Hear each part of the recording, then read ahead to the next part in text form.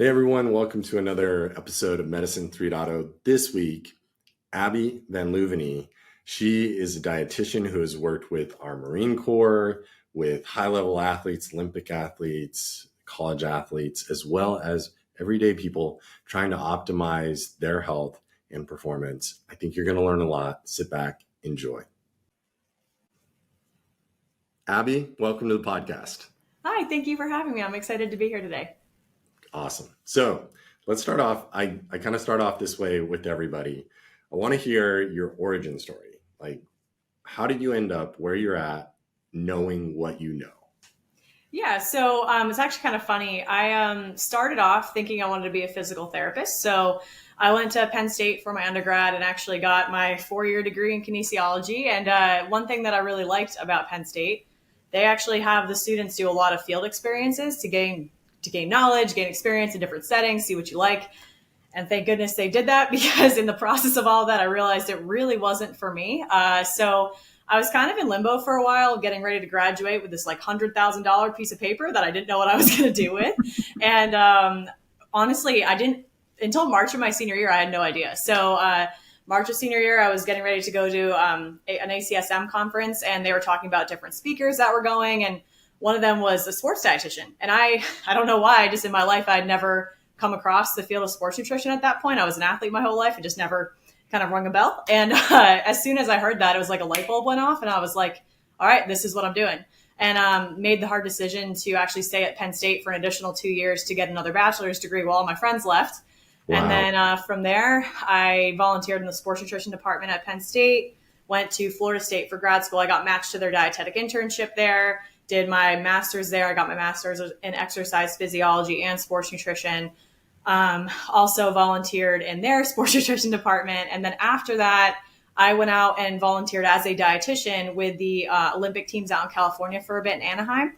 And then from there, living in California and not making any money doesn't last very long. So I actually came back to the East Coast in North Carolina, where I worked in private practice for a couple of years.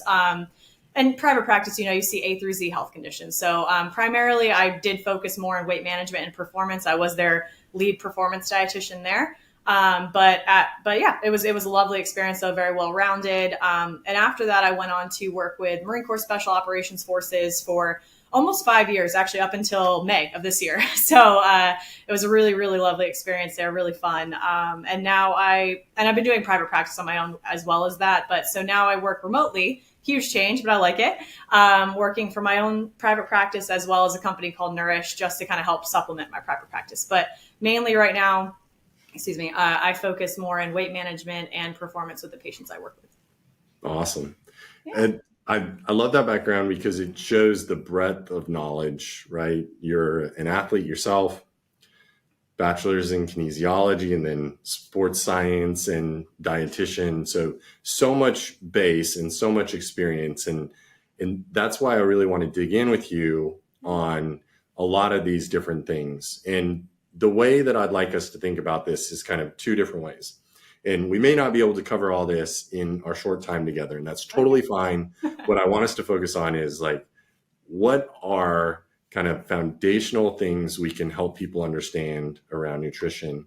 And the two things are kind of healthy mindset towards eating, which I think so many of us struggle with.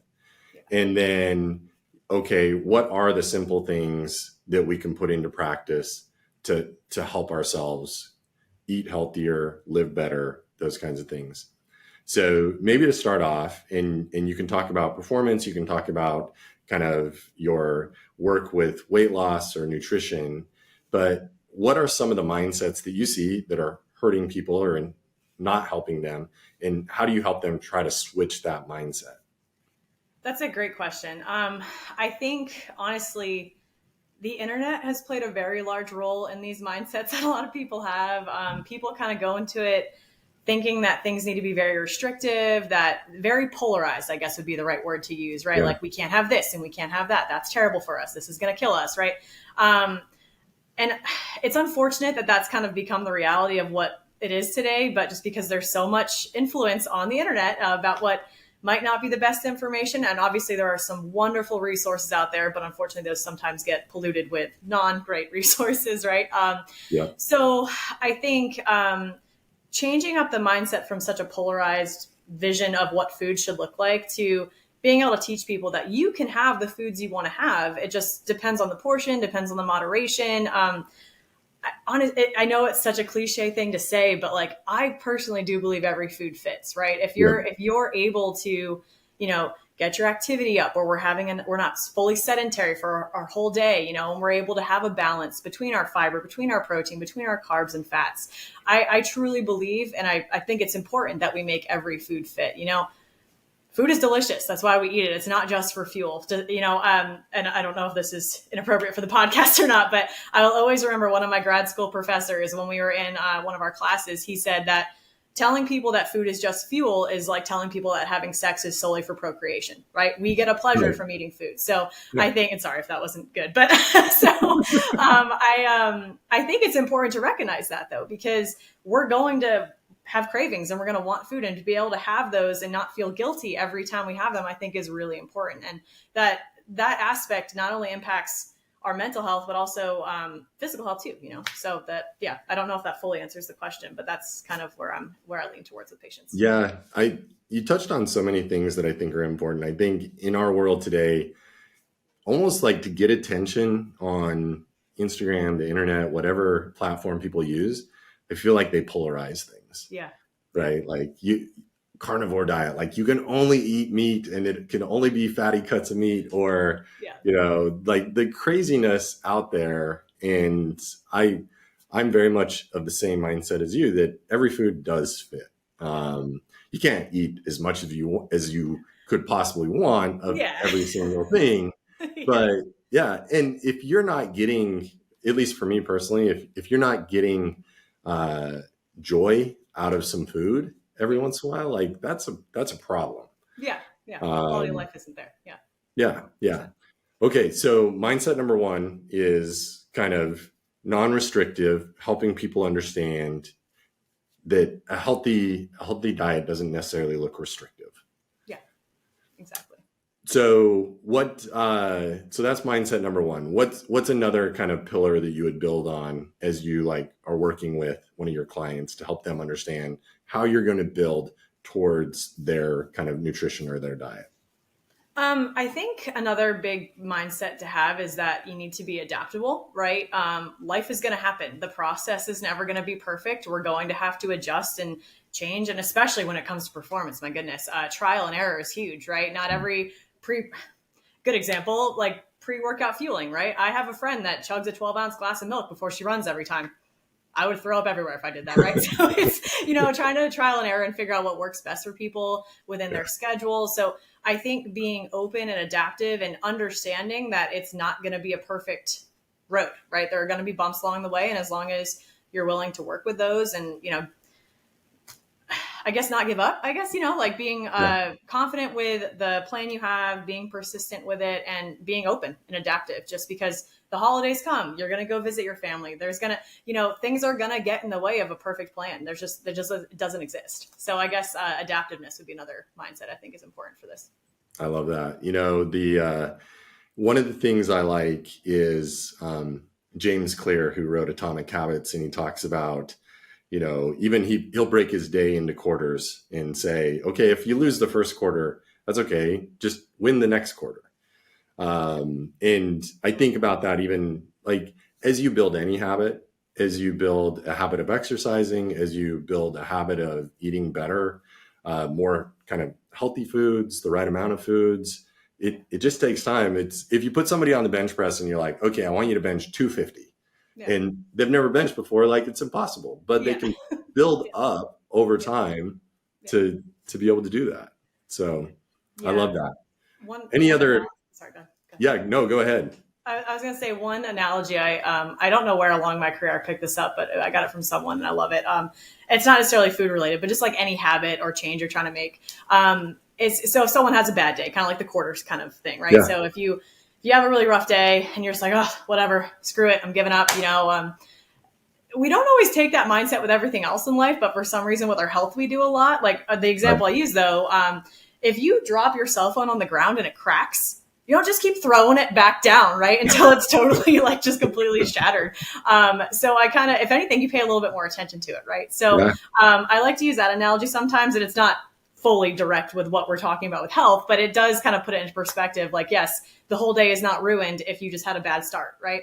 But yeah, I think the adaptiveness of the quarters is such a great way to look at it. That's actually a good analogy. It makes me think like sleep. Like if you have a bad night's sleep, it's not like you come back the next night and you don't try harder to have a Yeah. better night's sleep. Yeah. That's so And true. I mean, part of that is biologic. Like you feel exhausted and you're like, I Yeah. really need to sleep better. But I would even argue like you can get to a point in your life where exercise feels just as essential as sleep. Like you can get to a point where you miss a few days of exercise and you're like, I really feel like I need to exercise. So Yeah. Your energy responds to it too. You feel a drastic energy difference too. Yeah. exactly. Yeah. Yeah. No, I love that. Yeah. Okay. So we talked a little bit about foundational mindsets. Are there any others that you would add in there? Kind of foundational mindsets? I think being open, right?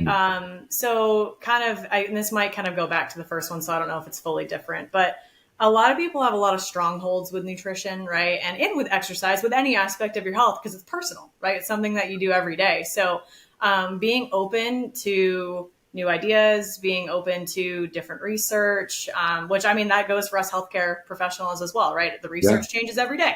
It's very annoying, but it is what it is, right? So, staying on top of things and be able to, okay, I have to be up to date. This is a new thing that we're doing. And I think, but from a patient's perspective, if they're used to doing something this certain way because that's what they learned when they were younger and that's what they've believed their whole lives, and to have them to have to come in and kind of change that a little bit. Obviously, it's not going to happen right away, but being open to listening to a different point of view on something or to different research, I think is really important. So being open as well, but I guess that kind of goes with adaptive, but kind of different.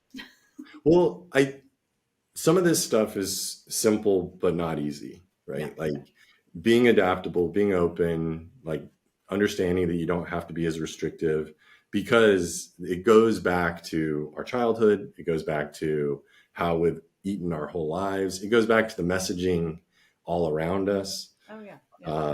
And so I think it's good to like continue to drive people back to these. Like I'll just give a few examples, and I'd love to hear some examples from you around this too. Like I will have people. So I'll use my co-founder just because he's totally cool with me sharing his health information.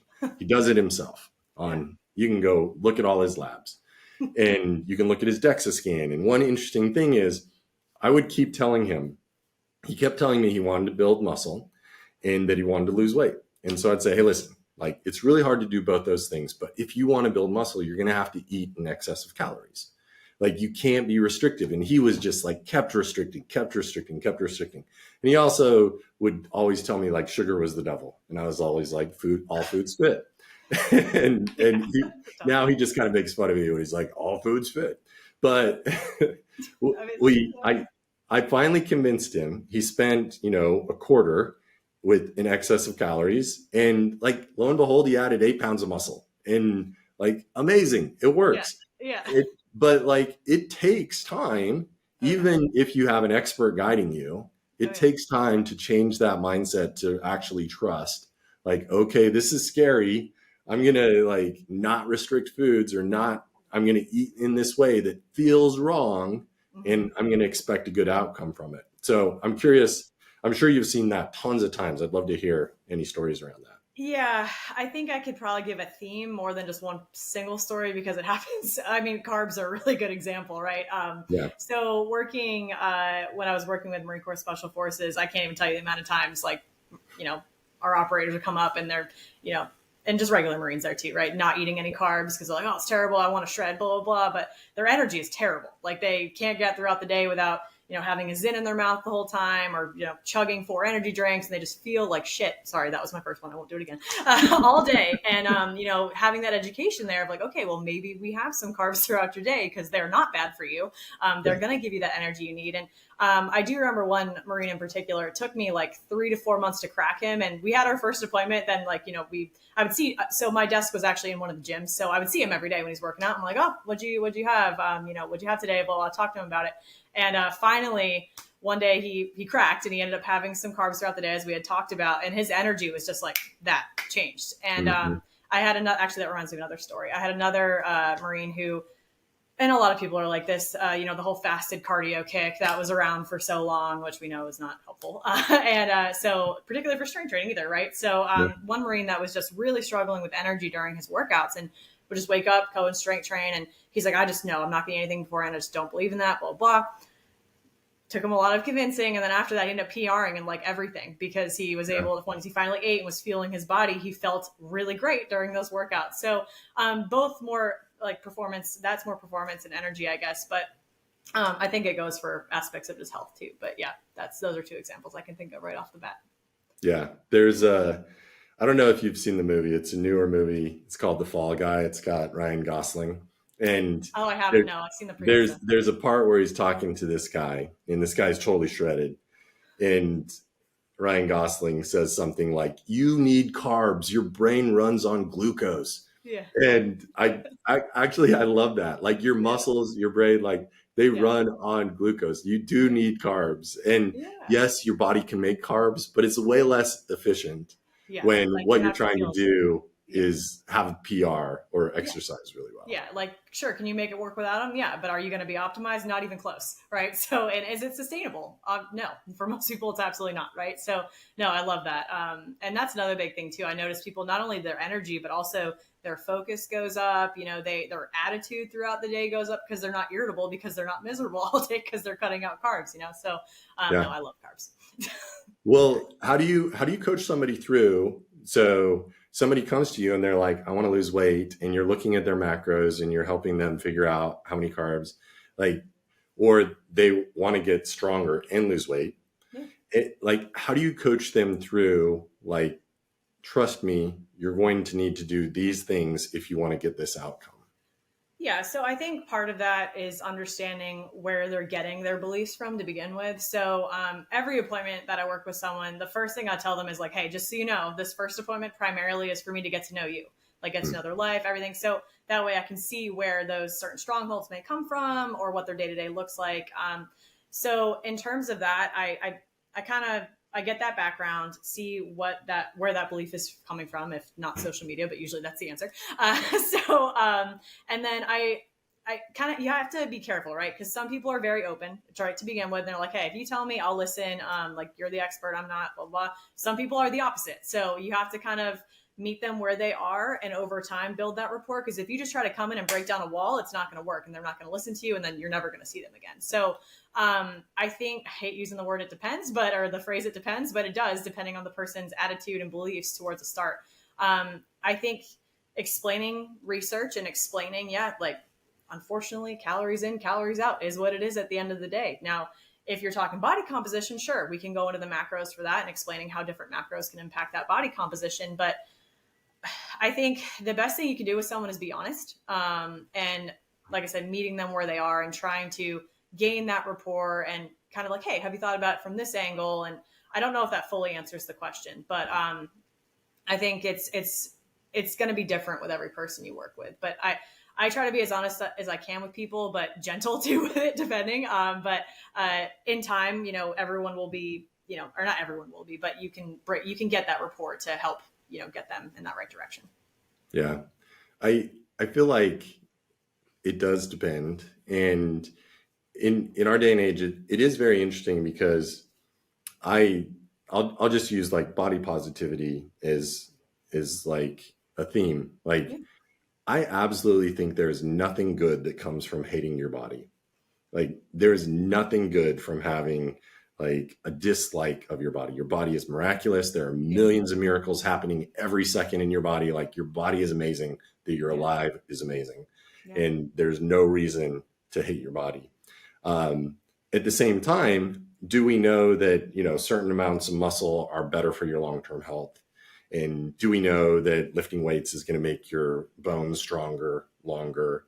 And do we know, like, does science tell us these things? It absolutely does. And so I think that is a tricky thing to work with people, is they work through these mindsets. Like, how do you keep a positive outlook on who you are today with a mind towards building or changing or becoming someone else? And I'm curious how you kind of tackle that, how you talk to people about that. Yeah, that's a really really good question and a really good point, because I think that's something that is very prominent. Just people are always comparing, to everyone, Yeah. and again, bringing back to, I don't want to say social media every single time, but it is honestly a huge problem, right? Yeah. And I think if in our mind, like, our thoughts control how we feel, right? It is what it is. So I love that philosophy that you have, where you really center it on that, that body positivity, and I do as well, right? And I think most dietitians do. It's I think if you are working with someone towards an overall health goal, I think that's a little easier for them to understand. If I am working with someone and their cholesterol is very high, and we're like, all right, well, these are the interventions that we need to work on, because if we don't, this is something that's going to become potentially problematic for you down the line. And in doing that, and if they have a secondary goal, weight loss, like, sure, that's okay, but honestly, sometimes it just comes hand in hand, right? If I have someone increasing their fiber and decreasing a lot of those saturated fats, there's a good chance that weight loss might come naturally. And I don't know if I'm fully answering this question, because it's a really great question. I would have to think about it for a little bit. But I think, like you said, our bodies are miraculous, and understanding that, it doesn't, like, it does so much stuff for us. It doesn't matter. The aesthetics aren't really that important, right? I know it's hard to tell someone, but Yeah. to be able to have it long term. Yeah, I don't know if I have a good answer for that question, honestly. I'm sorry. No, that's okay. Yeah. That's okay. You know what? One of the tools, and I imagine you use tools like this too, is just like a DEXA. Yeah. And I have loved, and I have to say it's stronger for females than males, just because I think that most women are always told, like, you should always be losing weight. Like, I think social media is kind of telling them that. And I'm not saying there isn't messaging towards men that we should look like Chris Hemsworth or whatever, but I think the message is super strong for women. And it's been really cool to do a DEXA scan on somebody and say, hey, look, like, if aesthetically you wanted to lose weight, you could choose to make that choice. But looking at your muscle mass, your bone mass, like, your body is doing awesome. Like, your body is great. And I think having a tool like that is really cool. Yeah. So I was very fortunate in my last job when I was working with Marine Corps Special Forces. I got to use a DEXA every day. So, and I think it is a really great tool. And this might be a better answer to your question, actually. But, and it's a huge education point too, right? Like, to your point, like, okay, you might want to, but what are the repercussions if we go any further, right? Like, I had so many Marines that wanted to be like 5-6% body fat. And I was like, well, we could try that, but I don't think you're going to feel very good at that level. And, working with some of them, like, when they got really low without speaking to me, they'd come and be like, hey, I don't feel great. Like, what should I do? And even just adding a couple percent body fat, getting them close to that 9 or 8 to 10% range, they felt so much better. And, their testosterone came back up because it dropped, their lifts went up, their energy went up. I had a couple female Marines who really dropped their body fat percentage just, before meeting with one of me or one of the other dietitians there, and working with them to get their body fat percentage back up, because they lost their period. And that's not great for a lot of different reasons, but, working with them and showing them, like, no, you need this body fat. This is important. It's not just aesthetics. Your body needs it. So I think it can be a really great tool, and it's really important, I think, to focus more on the actual overall health of our body and what it can do versus just the aesthetics of, oh, cool, I have a 6-pack this summer, but like, why? So right. Yeah. A couple more things I want to touch on with you. I guess one would be, do you have, and like you said, there are good resources out there. So obviously, I think meeting with you is awesome. But if somebody's not going to meet with you or another dietitian, what are some resources that you like that you would kind of point people towards? Yeah. So some of my patients really like to read research. So I usually try to guide them to different journals that I like. Like, I love the Journal of International Society of Sports Nutrition. I think that's a great journal. I usually, if they are social media based people, I usually try to direct them to different, researchers that are out there that post really good content. You actually hosted one recently that I point people to a lot, Abby Ryan, and Lane Norton. I think he's great as well. So depending on what they're trying to learn about, I guess it kind of depends, but I will just send them to, resources that are reliable, I guess I would say. And I try to give them a heads up about, maybe we steer clear of some of these other ones, like this TikTok influencer who has no credentials that's just trying to make a buck on their supplement that doesn't do anything for you. So, but I actually honestly usually direct people right to research. And especially if it's something like, for example, creatine is such a great supplement, right? And there's a lot of great research out on it. And Creatine for Health is a really good organization, and they host conferences, and that's like one of my favorite ones. But they host conferences every couple of years, and they post all the videos on their website of the conferences. So usually I've sent a lot of patients to that website so they can watch for themselves and learn. And yeah. Very cool. I haven't heard of Creatine for Health. I'm going to have to check that out. I'll send you the link. Awesome. Yeah. One of my favorite nutrition books is actually Adam Bornstein, who wrote "You Can't Screw This Up," I think. Okay, I haven't heard of that one. That sounds like fun, though. It's a great book. It's a great book. And if you don't know Adam, Abby Ryan is friends with him as well. Oh, okay. And it's a great book on just kind of like we complicate things. Like, let's make it easy. Let's eat real foods and make it easier on ourselves, and stop doing craziness around food. I know. It's so simple. Sometimes it's annoying, right? I know. But people need help. People need help with it. Oh yeah. No, I mean like I just mean like as a person, if you like, you hear that, you're like, oh man, like it's like, but. Yeah.